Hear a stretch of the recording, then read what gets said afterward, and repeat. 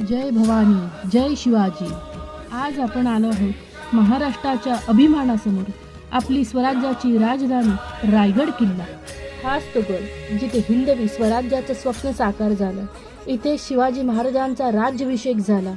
रायगड म्हणजे फक्त दगडाची भिंत नाही, हा गड म्हणजे शौर्य, त्याग आणि स्वाभिमानाचा जिवंत प्रतीक आहे. या वास्तूतून चालताना अंगावर शहारे येत होते आणि डोळ्यात आपोआप पाणी येत होतं. हो, इतिहास खरा आहे आणि तो अजूनही आपल्याशी बोलतो आहे. या वास्तूमध्ये आपल्या राजाचा वावर होता.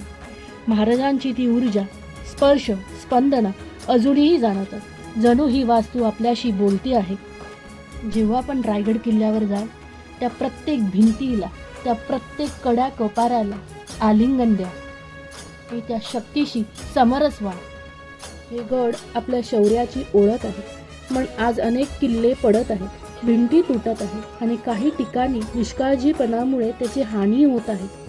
जर आपणच आपल्या वारशाचं रक्षण केलं नाही तर पुढच्या पिढ्यांना आपण काय दाखवणार? सरकारकडे, प्रशासनाकडे एकच विनंती आहे, या गडांचं संवर्धन करा.